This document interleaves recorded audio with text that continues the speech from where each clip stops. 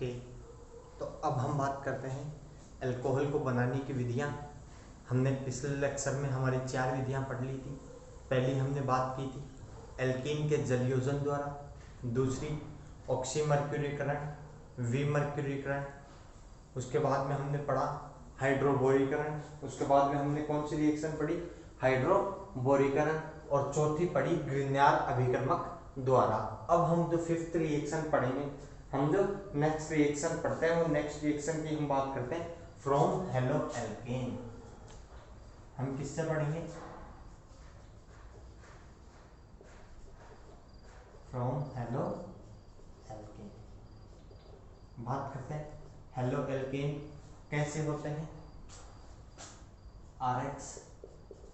इसकी जब हम रिएक्शन किससे करवाते हैं, एक्वस जलीय KOH या NaOH,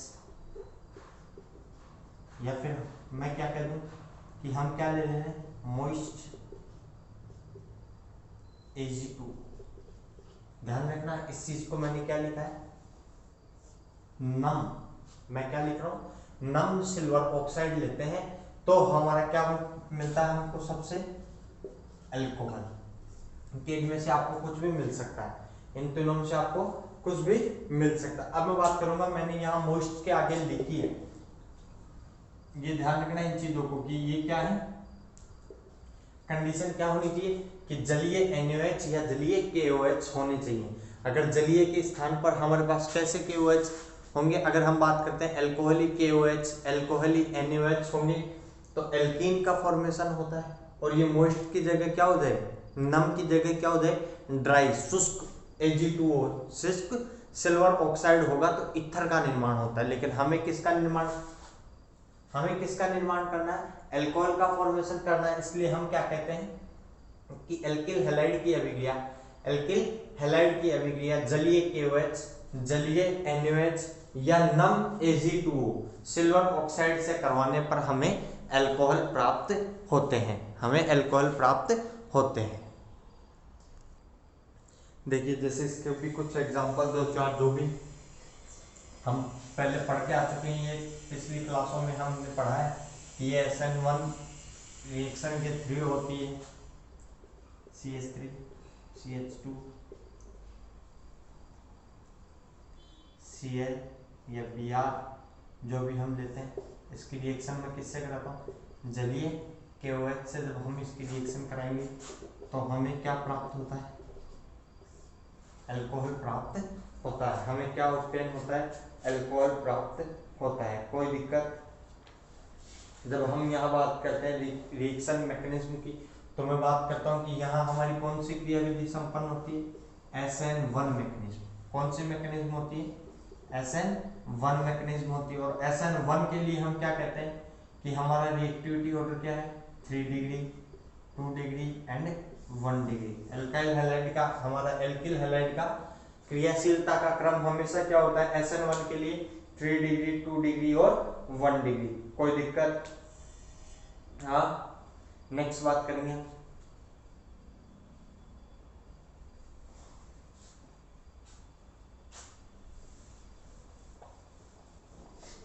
नेक्स्ट बात करते हैं फ्रॉम एल्डिहाइड एंड कीटोन।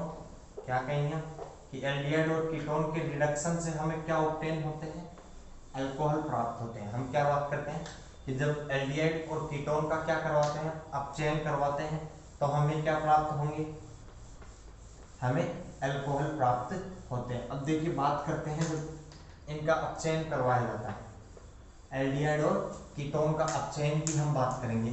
तो एल्डिहाइड और कीटोन का अपचयन हम बात करते हैं किन किन के प्रेजेंस में आप करवा सकते हो। देखिए बात करूं मैं, क्या कहेंगे, RC और R, या फिर ये क्या हो सकता है, H भी हो सकता है। अगर H है तो एल्डिहाइड, और अगर R है तो क्या कहेंगे हम इसको, कीटोन। जब इनका हम क्या कराते हैं, रिडक्शन करवाते हैं। हम क्या करवाएंगे, इनका रिडक्शन।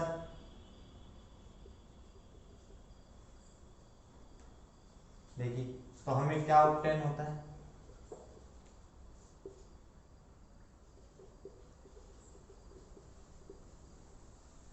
हमें क्या प्राप्त होगा, आर सी, आर भी हो सकता है कोई, या फिर कोई एच भी हो सकता है। और हमें क्या प्राप्त होता है, हमें क्या प्राप्त होंगे, एल्कोहल प्राप्त होते हैं। हमें क्या प्राप्त होते हैं, एल्कोहल प्राप्त होते हैं। कोई दिक्कत यहाँ तक। अब बात करते हैं कि रिडक्शन किस किस की प्रेजेंस में हो सकता है। अगर हमें क्या दे, Na+C2H5OH, सोडियम प्लस इथेनॉल दे, तो इस अभिक्रिया को हम क्या कहते हैं, बुवोब्लांक। क्या दे, अगर हमें क्या दे, Na+C2H5OH दे, तो इस अभिक्रिया को हम कहते हैं बुवोब्लांक अपचयन।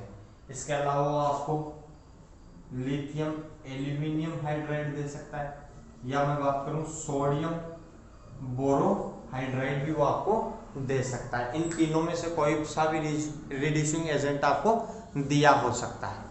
ओके, इसके अलावा हम बात करते हैं कि हमने क्या कहा, 3 रिड्यूसिंग एजेंट दिए हमें, सोडियम प्लस इथेनॉल, तो हम इसको कहते हैं बुवोब्लांक अपचयन। Lithium aluminium hydride, sodium borohydride. इसके अलावा हम बोलते हैं कैटालाइटिक हाइड्रोजनेशन। कैटालाइटिक हाइड्रोजनीकरण की जब हम बात करते हैं, प्लेटिनम, पैलेडियम, निकल आदि उत्प्रेरकों की उपस्थिति में भी इनका क्या करवाया जा सकता है, अपचयन करवाया जा सकता है। ओके, नेक्स्ट बात करते हैं by the reduction of carboxylic acid. हम बात करते हैं कार्बोक्सिलिक एसिड का अपचयन।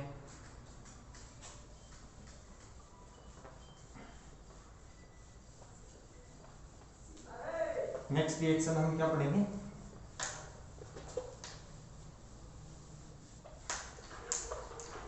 कार्बोक्सिलिक अम्लों का भी क्या करवा सकते हैं हम, अपचयन। और कार्बोक्सिलिक अम्लों का जब अपचयन की बात करते हैं, कार्बोक्सिलिक अम्लों के अपचयन हम किसकी उपस्थिति में करवाते हैं, केवल लिथियम एल्यूमिनियम हाइड्राइड की उपस्थिति में होता है, क्योंकि कार्बोक्सिलिक अम्लों का अपचयन आसानी से नहीं हो पाता। कार्बोक्सिलिक अम्लों का अपचयन क्या नहीं होता, आसानी से नहीं हो पाता, इसलिए हम कार्बोक्सिलिक अम्लों का अपचयन, इसलिए अतः हम कार्बोक्सिलिक अम्लों का अपचयन लिथियम एल्यूमिनियम हाइड्राइड की उपस्थिति में करवाते हैं। देखिए क्या कहना चाहता हूं कि आपके जो कार्बोक्सिलिक अम्ल है,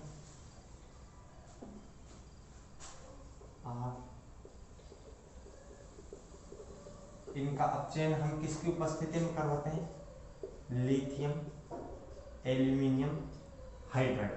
किसकी उपस्थिति में करवाएंगे, लिथियम एल्यूमिनियम हाइड्राइड की उपस्थिति में करवाते हैं। देखिए, और हमें क्या ऑब्टेन होता है,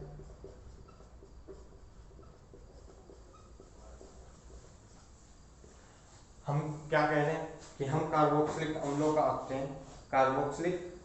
का अपचयन केवल लिथियम एल्यूमिनियम हाइड्राइड की उपस्थिति में करवाते हैं। क्यों करवाते हैं, क्योंकि लिथियम एल्यूमिनियम हाइड्राइड क्या होता है, अधिक प्रबल रिड्यूसिंग अपचायक होता है। ओके, नेक्स्ट बात करते हैं एस्टरों का अपचयन। नेक्स्ट बात किसकी करेंगे हम, एस्टर का अपचयन। देखिए, जब बात करते हैं एस्टर का अपचयन, तो एस्टर का अपचयन भी सेम टू सेम हम किस किस की प्रेजेंस में करवा सकते हैं, वही लिथियम एल्यूमिनियम हाइड्राइड या सोडियम बोरोहाइड्राइड। उसके अलावा जब हम बात करते हैं बुवोब्लांक रिडक्शन, सोडियम और इथेनॉल की प्रेजेंस में, देखिए बात क्या करते हैं, रिडक्शन ऑफ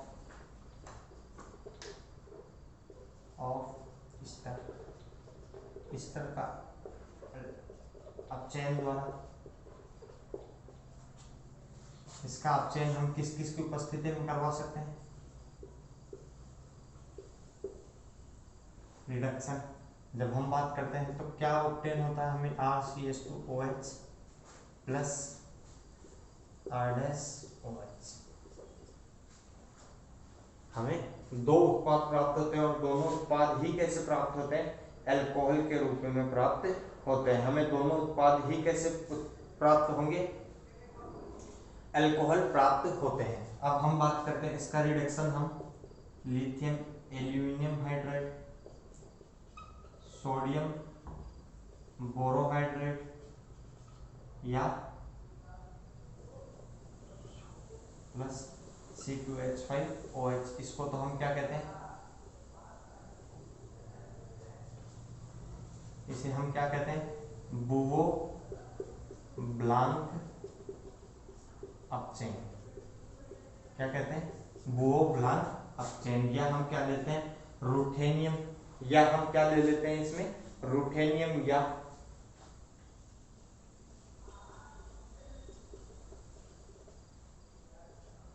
या फिर हम क्या ले लेते हैं, एक अपचायक लेते हैं, एक क्या लेते हैं, ये क्या है हमारे कैटलिस्ट, उत्प्रेरक, क्या है, उत्प्रेरक की हाइड्रोजनीकरण। इस प्रकार हम क्या करवाते हैं, एस्टर के अपचयन द्वारा भी हमें क्या प्राप्त होते हैं, अल्कोहल प्राप्त होते हैं। एस्टर के अपचयन द्वारा भी हमें क्या प्राप्त होते हैं, अल्कोहल प्राप्त होते हैं। अब बात करते हैं लास्ट रिएक्शन, अल्कोहल के बनाने की विधियां। लास्ट हम क्या देखेंगे कि हम देखते हैं एस्टर के जल अपघटन द्वारा, ध्यान से देखना, एस्टर का जल अपघटन,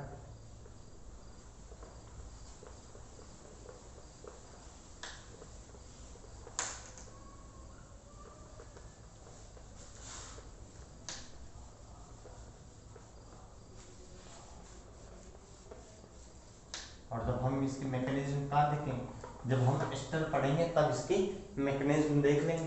क्या कहेंगे,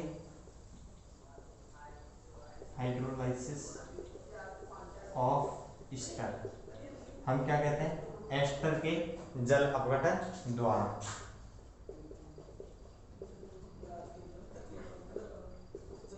इसका जब हम क्या करेंगे, जल अपघटन करवाते हैं तो हमें क्या ऑब्टेन होता है, एक तो कार्बोक्सिलिक एसिड और एक क्या प्राप्त होता है, हमें अल्कोहल प्राप्त होता है। एक क्या प्राप्त होता है, हमें अल्कोहल प्राप्त होता है। तो देखिए हम क्या बात करते हैं कि हमने क्या क्या देखा, अल्कोहल बनाने की विधियों की जब हम बात करते हैं, अल्कोहल के बनाने की विधियां, अल्कोहल के निर्माण की विधियां, सिंथेसिस की विधियां, तो सबसे पहले हमने बात की एल्कीन के जलयोजन द्वारा, उसके बाद में हमने पढ़ा ऑक्सीमर्क्यूरीकरण, विमर्क्यूरीकरण, उसके बाद में हाइड्रोबोरीकरण अभिक्रिया, उसके बाद में हमने बात की ग्रिग्नाल अभिक्रमक द्वारा, और फिर बात की हेलोएल्केन के द्वारा। हेलोएल्केन के बाद में हमने बात की कार्बोनिल के द्वारा, कार्बोनिल के बाद में कार्बोक्सिलिक अम्ल, कार्बोक्सिलिक अम्ल के बाद में हमने एस्टर का अपचयन और एस्टर का जल अपघटन द्वारा हमने किसके निर्माण की विधियां देखी, अल्कोहल के निर्माण की विधियां देखी। कोई दिक्कत इन विधियों में, ओके। देखिए अब हम बात करेंगे अल्कोहल के भौतिक गुणों की, फिजिकल प्रॉपर्टीज ऑफ अल्कोहल। देखिए बात करते हैं सबसे पहले कि जैसा कि हम कहते हैं कि अल्कोहल क्या होता है, अल्कोहल में किस गुण होते हैं, ये जल में विलय क्यों होता है, या इसके गलनांक और क्वथनांक के मान सामान्य समान द्रव्यमान, लगभग समान द्रव्यमान वाले एल्किल हैलाइड से अधिक होते हैं, क्यों होते हैं, उनकी बातें करेंगे। तो मैं पहले लिखता हूं फिजिकल प्रॉपर्टीज ऑफ अल्कोहल। हम क्या कहेंगे, अल्कोहल के भौतिक गुण। तो सबसे पहले मैं बात करता हूं कि जो C1 से C11 तक के अल्कोहल है, क्या कहेंगे, कार्बन 1 से कार्बन 11 तक के सदस्य कैसे होते हैं, कलरलेस, रंगहीन, स्पेशल ऑर्डर, मतलब क्या कहते हैं कि विशिष्ट गंध होती है, तीक्ष्ण गंध के होते हैं। उसके बाद में क्या कहेंगे, लिक्विड होते हैं। ये कैसे होते हैं, लिक्विड होते हैं। हम क्या कहेंगे, कोई दिक्कत नहीं। हमने क्या कहा कि C1 से C11 तक के जो अल्कोहल है, मतलब जिनमें कार्बन परमाणु कितने 1 से 11 तक हैं, वो कैसे होते हैं, रंगहीन होते हैं, उनकी विशिष्ट गंध होती है, और कैसे होते हैं, द्रव होते हैं। ये कैसे होते हैं, और द्रव भी कैसे होते हैं,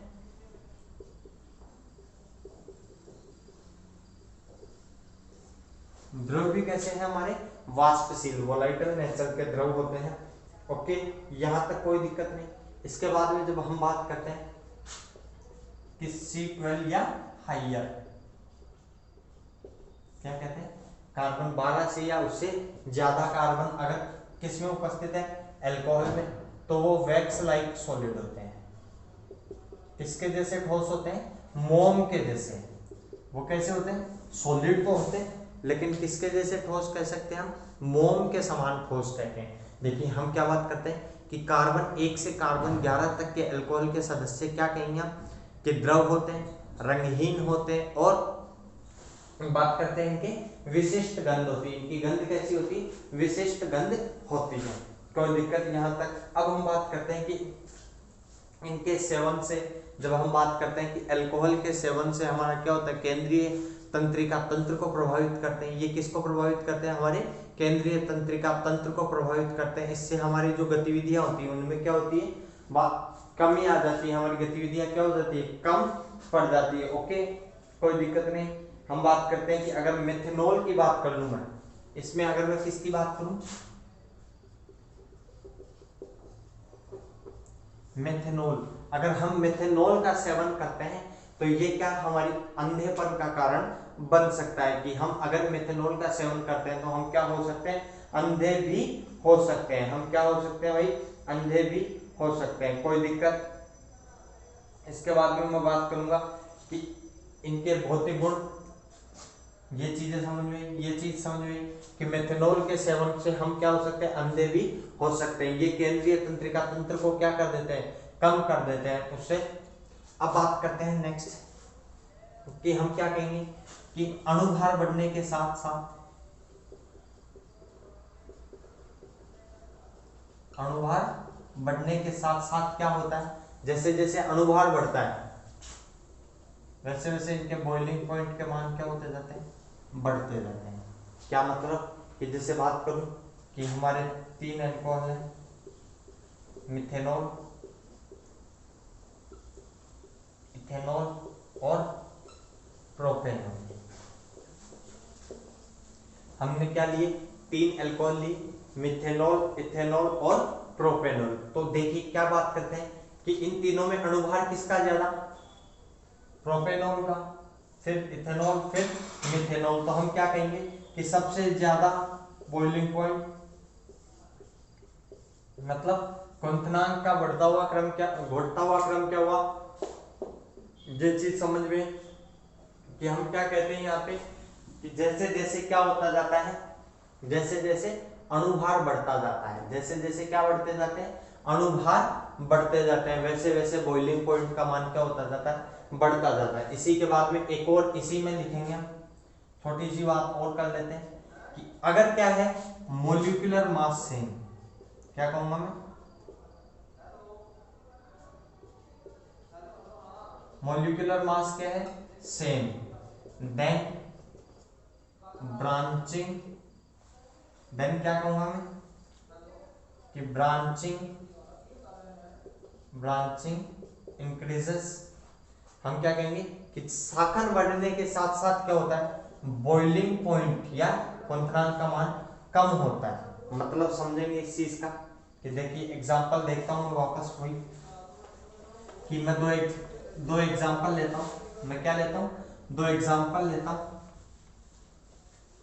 बात करते हैं कौन से एग्जांपल होंगे।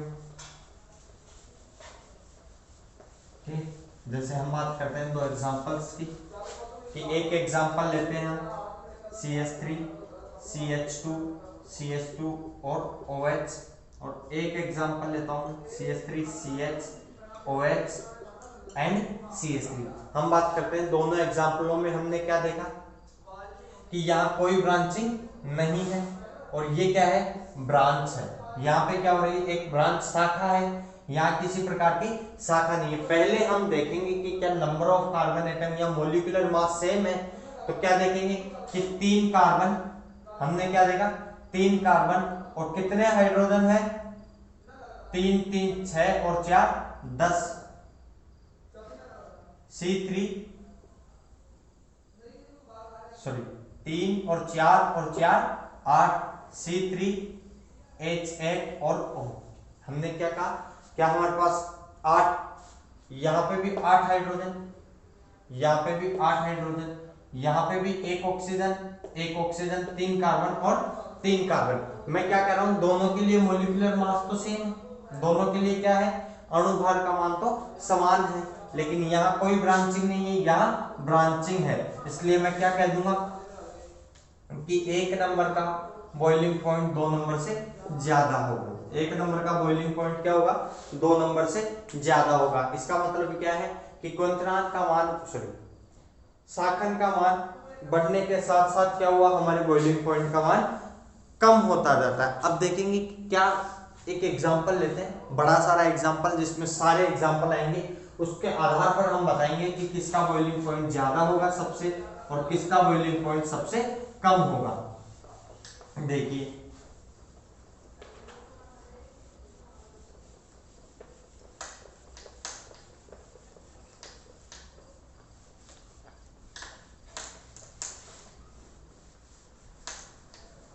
ये भौतिक गुण सभी का ऐसा ही मिलेगा हमें।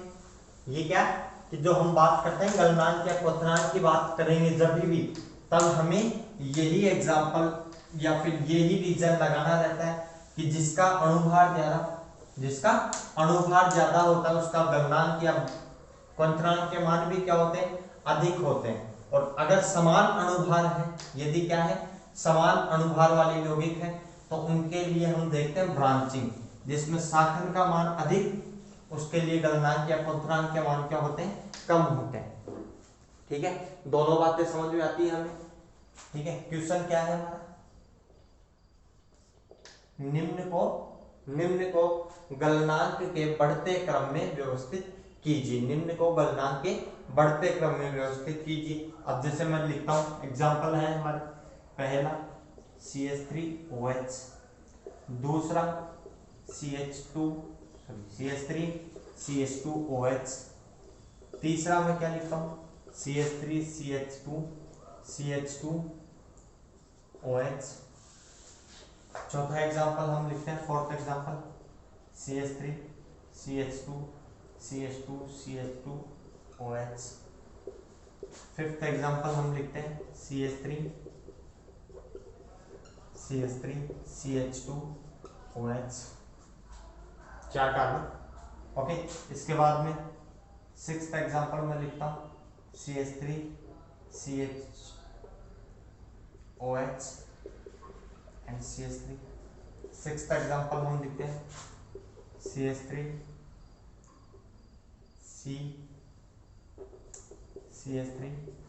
CH3 और OH। ओके, ये हमारे कुछ एग्जांपल्स हैं, ये हमारे क्या है, कुछ एग्जांपल हैं।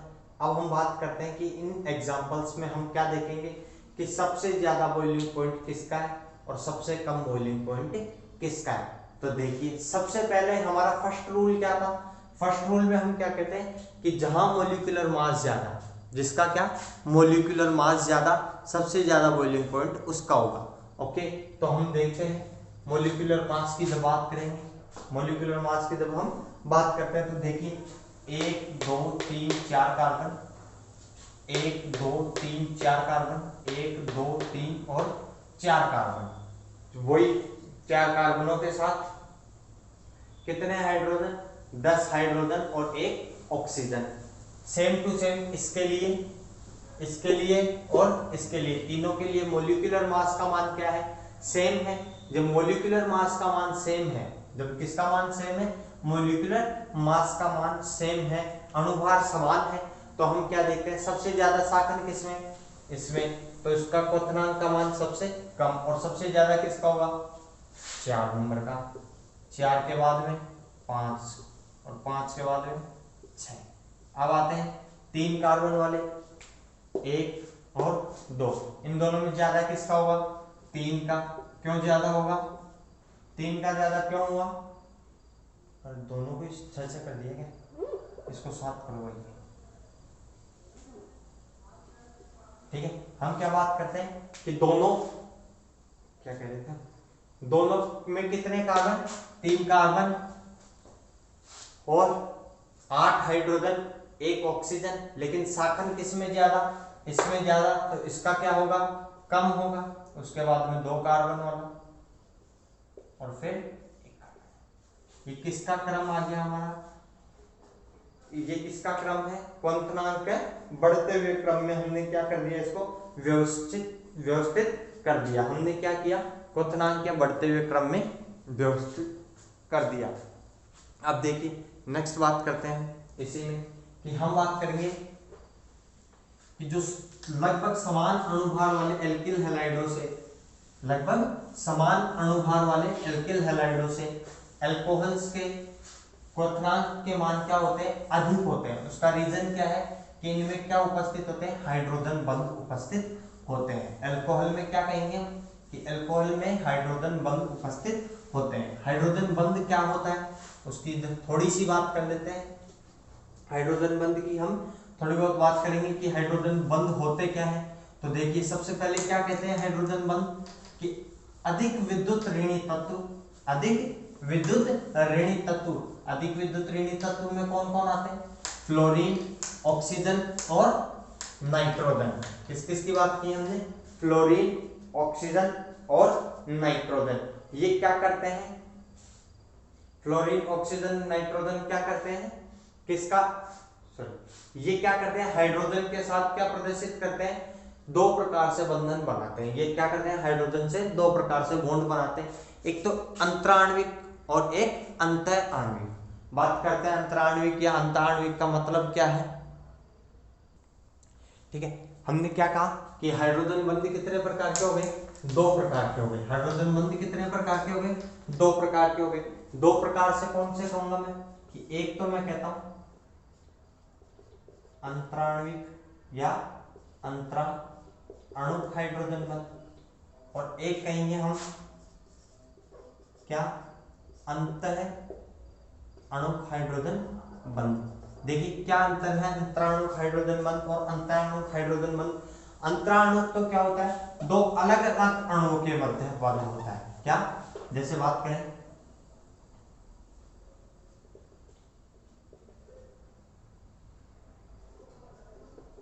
दो अल्कोहल के अणु हैं और दोनों अल्कोहल में ये क्या होता है, अधिक विद्युत ऋणी तत्व है ऑक्सीजन, और हाइड्रोजन से क्या करता है, ये बंध प्रदर्शित करता है, एक विशेष प्रकार का बंध होता है। ठीक है, एक विशेष प्रकार का आकर्षण है, इसे ही क्या कहते हैं हम, हाइड्रोजन बंध। जैसे मान लीजिए आगे और अन्य अल्कोहल के अणु से, अन्य अल्कोहल के अणु से ही इसने क्या प्रदर्शित कर दिया। अब जैसे मैं बात कर लूं कि और भी अणु होते हैं, और भी क्या है, जैसे मैं बात करूं अंतः अणु का मतलब क्या है कि एक ही अणु में होते हैं। क्या, अंतः अणु का मतलब क्या, जैसे हम बात करते हैं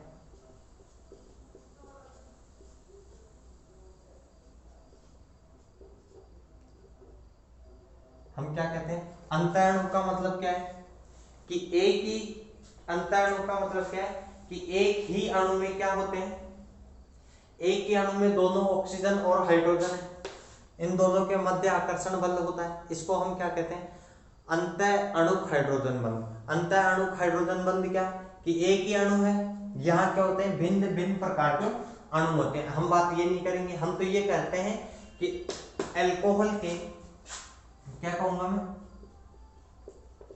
अल्कोहल के क्वथनांक के मान, अल्कोहल के क्वथनांक के मान समान अणुभार वाले, समान अणुभार वाले एल्किल हैलाइड से उच्च होते हैं, अधिक होते हैं। मैं तो ये पूछ रहा हूँ ये रीजन क्या है, क्यों उच्च है। देखिए जब बात करते हैं कि अल्कोहल है, अल्कोहल में क्या उपस्थित होती है, हाइड्रोजन बंध। अल्कोहल में क्या उपस्थित है, हाइड्रोजन आबंध उपस्थित है। तो कुछ ऊर्जा क्या है, इस बंध को तोड़ने के लिए भी क्या होती है, आवश्यक होती है, और वो उस अतिरिक्त ऊर्जा के कारण ही इनके गलनांक या क्वथनांक के मान क्या होते हैं, उच्च होते हैं। क्या कहेंगे हम कि अल्कोहल में, अल्कोहल में अंतराणविक हाइड्रोजन आकर्षण बल उपस्थित होते हैं या अंतराणविक हाइड्रोजन बंध उपस्थित होते हैं तथा इन्हें तोड़ने के लिए अतिरिक्त ऊर्जा की आवश्यकता होती है। इस अतिरिक्त ऊर्जा के कारण ही अल्कोहल के क्वथनांक के मान समान अणुभार वाले एल्किल हैलाइड से क्या होते हैं, उच्च होते हैं। समान अणुभार वाले एल्किल हैलाइड से इनके मान क्या होते हैं, उच्च होते हैं। ओके, ये थी इसकी भौतिक गुण। अल्कोहल के क्या थे, भौतिक गुण। अब हम बात करेंगे अल्कोहल के रासायनिक गुण। ओके।